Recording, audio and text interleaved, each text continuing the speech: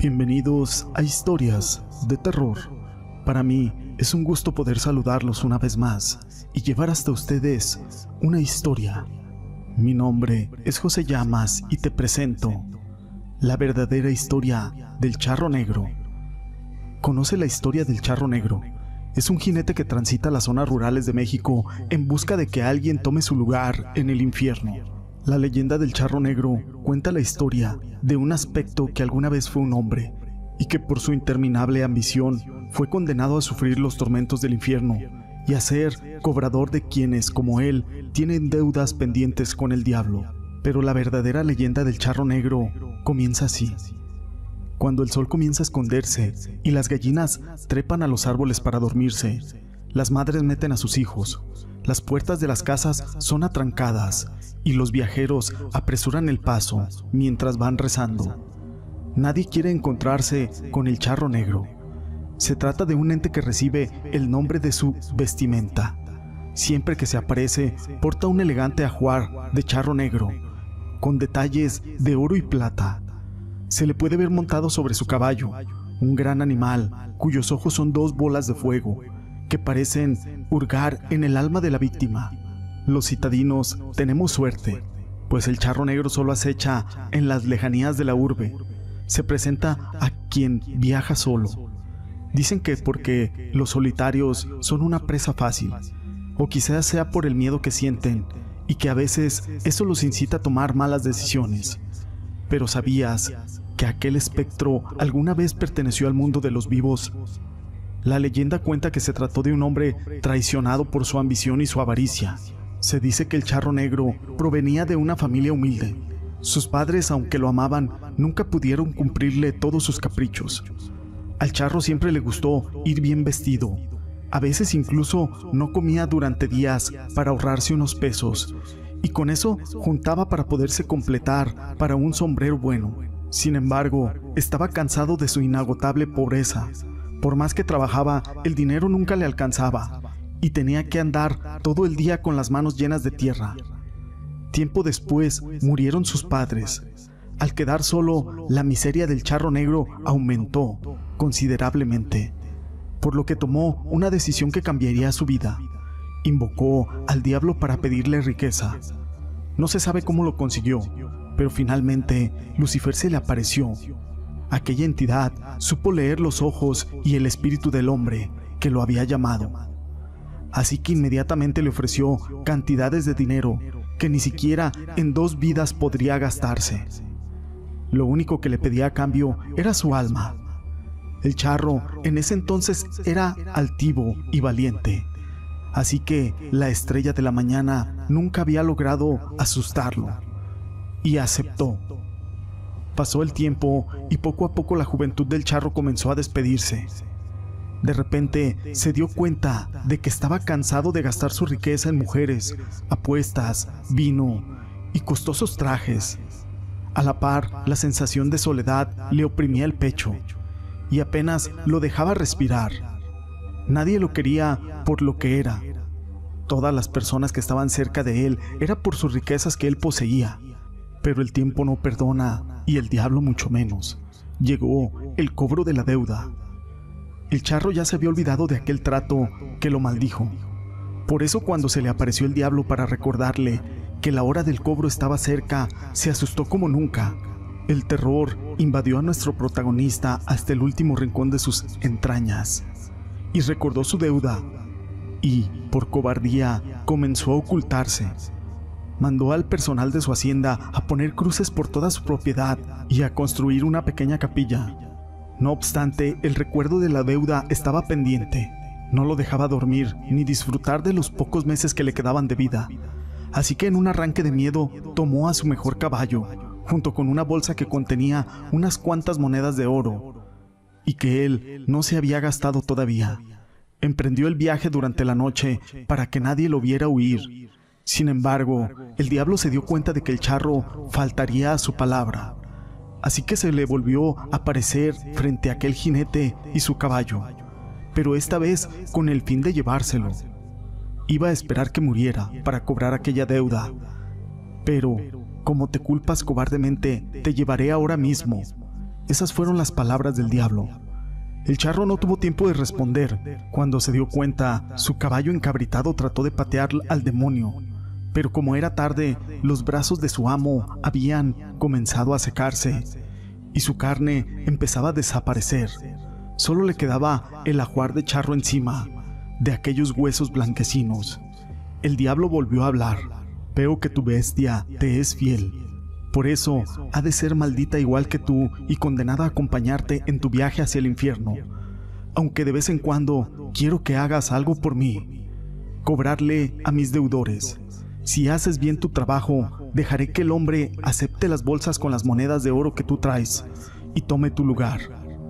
Desde entonces, aquel hombre fue condenado a sufrir incontables tormentos en el infierno y a salir de ahí solo para cobrarle a quienes tienen deudas pendientes con Lucifer. Esto con la esperanza de que una noche algún viajero, traicionado por su avaricia, tome su lugar. Solo así, el charro negro y su caballo podrán ir a descansar en paz. Esta historia la quise compartir con ustedes, pero no es la única historia que les quiero contar el día de hoy. La siguiente historia lleva por nombre La bruja demoníaca. Mi nombre es Frank, y lo que estoy a punto de narrar fue real. Fue ocurrido en el año de 1979. En aquellos días las cosas eran muy distintas a como las conocemos el día de hoy, ya que la tecnología no era tan avanzada y se tenía temor a todo. Yo, con escasos 15 años de edad, viví con mis padres en un poblado de Jalisco, donde nos ganábamos la vida criando ganado y sembrando las tierras. Yo era hijo único y mi familia estaba conformada por mis padres y mis 2 abuelos paternos. Vivíamos en una pequeña casa cerca de la granja, a las afueras del pueblo. Y todos los días mi padre era veterinario. Me despertaba a las 5 de la mañana para ir a darles de comer a los animales y ordeñar algunas vacas, aunque yo no lo hacía muy bien. En ese entonces, cerca de la granja existía un bosque, al cual no se me permitía jamás acercarme. Mis abuelos me decían que era muy peligroso andar por ese lugar, y mucho más de noche. Así pasó la mayor parte de mi infancia, trabajando por las mañanas y por las tardes debía asistir a la escuela. Hasta que en la Navidad de ese mismo año se trasladaron algunos familiares, como era costumbre, y llegaba la emoción de estar al lado de mis primos y de jugar fútbol o de prender alguna fogata para quemar algunos fuegos artificiales. Recuerdo que el día siguiente después de Navidad, mis primos, que eran Joaquín de 14 años y Mario de 13, salimos a eso de las 8 de la mañana a husmear por aquel bosque, al que los abuelos no nos tenían permitido acercarnos. Pero como a todos aún dormían, no nos importó, y nos adentramos en el bosque. A medida que nos adentrábamos, la obscuridad nos alcanzaba. Era algo bastante raro, ya que el sol era bastante luminoso. Quizás era por aquellos grandes y frondosos árboles. En fin, llegamos y nos topamos con una pequeña casa de madera. Al asomarnos por la ventana, parecía que estaba habitada, pero no había nadie ahí. Hasta que de pronto, detrás de nosotros, una anciana nos habló y nos dijo: «Hola muchachitos, ¿se les perdió algo?». Nosotros nos sorprendimos y le contestamos que solo estábamos paseando por el bosque y que no era nuestra intención molestarla. Se nos hizo bastante extraño ver a la señora y encontrar a esa señora viviendo en medio de la nada. Mi primo Joaquín, como siempre, ha sido muy imprudente y le preguntó a la anciana que si vivía sola, y ella le respondió que sí. De pronto, sin explicación, comenzó a llover. Pero ¿cómo era posible si no había ni una sola nube? Y es lo que yo creí. La anciana, muy amable, nos invitó rápidamente a entrar. Al hacerlo, la casa se sentía algo fría, a pesar de que había una fogata ardiendo dentro de ella. La mujer nos preguntó si queríamos algo de comer, a lo que rápidamente le contestamos que no. De nueva cuenta nos preguntó que si apetecíamos algo de comer, y nuevamente le respondimos que era muy amable, pero que solo esperaríamos a que se quitara un poco la lluvia y así podernos marchar. De pronto, la cara de aquella mujer amable se convirtió en un rostro de enojo y amargura. Nos dijo que no debíamos andar solos por esa parte del bosque y que era muy peligroso. Nosotros le respondimos que ya sabíamos cuidarnos solos, pero estábamos bastante equivocados. Sin pensarlo, aquella anciana comenzó a hablar en un extraño lenguaje, como si estuviera rezando, y eso nos pareció bastante raro. Mario se levantó y le dijo que teníamos que irnos. La señora le gritó a Mario que no podíamos irnos por la lluvia, y esto sí que nos dio un poco de enojo, pero a la vez incertidumbre de no saber qué rayos estaba ocurriendo. Joaquín y yo tratamos de abrir la puerta de la cabaña, pero no abría, y ahí fue cuando el horror nos invadió a los tres. De la voz de aquella mujer salió como otra voz, pero más ronca, y que nos dijo: «Ustedes no saldrán de aquí». Nos quedamos mudos y sin saber qué hacer, la anciana tomó a Mario de la mano, muy fuerte, y este gritaba del susto y pedía que lo soltara. ¿Cómo era posible que esta mujer viejita se miraba tan frágil y que pudiera sujetar a nuestro primo con tanta fuerza? Yo pateé la puerta con todas mis fuerzas, que no sé cómo, pero aquella maldita puerta se abrió, mientras Joaquín jalaba a Mario para que aquella anciana lo soltara, hasta que por fin se pudo zafar de ella. Pero al voltear a verla, sus ojos eran completamente blancos. Se podía observar que sus dientes estaban en tonos podridos y su rostro todo arrugado, pero lo peor era que la hediondez que emanaba su cuerpo era insoportable. La lluvia nos importó poco y corrimos como locos hasta llegar a un riachuelo, donde paramos para agarrar un poco de fuerza y aliento. De pronto, la lluvia cesó. Aunque el bosque se notaba algo oscuro, la verdad ninguno recordaba el camino a la casa. El bosque se veía cada vez más grande de lo que nosotros imaginábamos.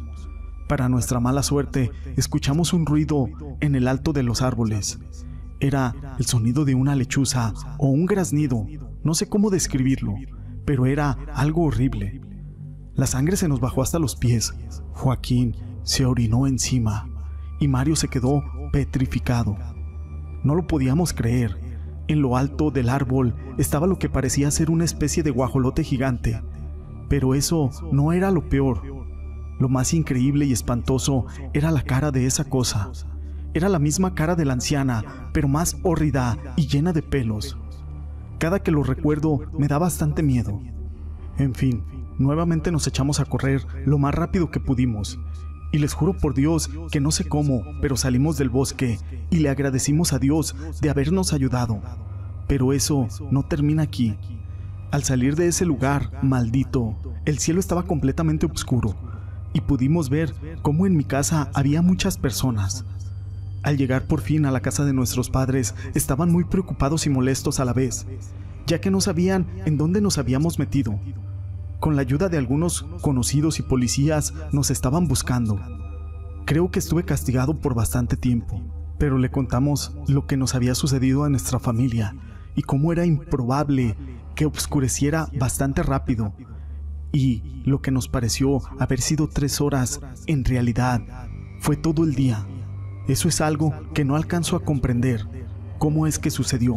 Mario le mostró a la abuela su muñeca, en la cual estaba firmemente una marca. No sé si se hubiese quemado. La abuela, en paz descanse, nos dijo: sí, eso fue una bruja.